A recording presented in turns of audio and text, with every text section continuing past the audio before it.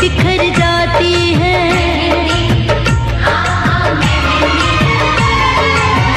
टूट के डाली से हाथों पे बिखर जाती है, टूट के डाली से हाथों पे बिखर जाती है, ये तो मेहंदी है। फैक्ट न्यूज के इस एपिसोड में आपका स्वागत।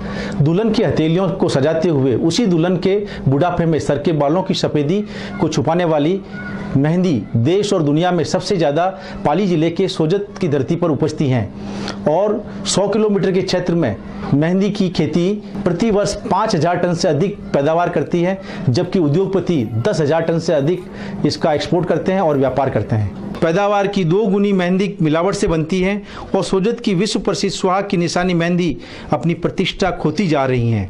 रेलगाड़ी, बसों और नेशनल हाईवे के दोनों किनारे बिकने वाली मेहंदी की थैलियों पर छपे नाम शिवानी, महादेव, दुल्हन, सुहागन नाम की कोई फैक्ट्री या दुकान आपको सोजत में नहीं मिलेगी।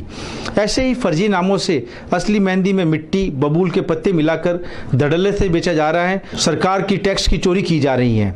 सोजत की गलियों में बैठे घर के कमरों में मेहंदी की मिलावट करने वालों से प्रेरणा लेकर बड़े बड़े उद्योग चला रहे एक्सपोर्टर भी मेहंदी में मिलावट कर विदेशों में भेजते हुए पकड़े जा चुके हैं और कई बार एक्सपोर्टर के कंटेनर नॉन स्टैंडर्ड होने से विदेशी पैकिंग वाली मेहंदी राजस्थान और सोजत की सड़क किनारे बेचते हुए देखी जा चुकी हैं। सुहाग की निशानी मेहंदी को टैक्स फ्री करने के लिए हमारे सांसद और केंद्रीय मंत्री पीपी चौधरी संसद में पैरवी करते हुए मेहंदी की खेती करने वाले और मेहंदी का व्यापार करने वाले लोगों को जीत के लिए, उनके विकास के लिए संघर्ष जीत चुके हैं। किसान हितैषी हमारे प्रधानमंत्री जी मोदी जी वो हमारे राजस्थान की मुख्यमंत्री वसुंधरा जी द्वारा किसानों को 30% फसल खराब होने पर भी मुआवजा दिलाए जाने के मापदंड से सभी किसानों में खुशी की लहर दौड़ उठी। सभा के हमारे मुख्यमंत्री जी ने पूरा सत्र जो है सस्पेंड करवा करके सारे विधायक महोदय को किसानों की सुध लेने के लिए, उनकी तकलीफें जानने के लिए और भेजा और किसानों को जो ओलावृष्टि से क्षति हुई थी उसमें उनको जो है उनको मुआवजे की राशि दी गई। भारत सरकार के वित्त मंत्रालय से केंद्रीय मंत्री पीपी चौधरी ने मेहंदी उत्पादन शुल्क के पुराने बकाया 70 करोड़ रुपए माफ करवाए हैं, लेकिन सरकारी खजाने को 70 करोड़ का नुकसान दिलवाने के बाद भी मेहंदी उद्योग से जुड़े किसानों, मजदूरों और छोटे व्यापारियों को 70 करोड़ की छूट का कोई लाभ नहीं मिल रहा है। मेहंदी पर लगे 70 करोड़ के एक्साइज ड्यूटी को गुपचुप तरीके से माफ करने के ऊपर कांग्रेस और किसान नेता भीमराज बाटी अपनी बात को कुछ इस तरह से कहते हैं कि नरेंद्र मोदी सरकार पूंजीपतियों की सरकार है और सिर्फ पूंजीपतियों के फायदे के लिए ही कोई भी निर्णय लेते हैं।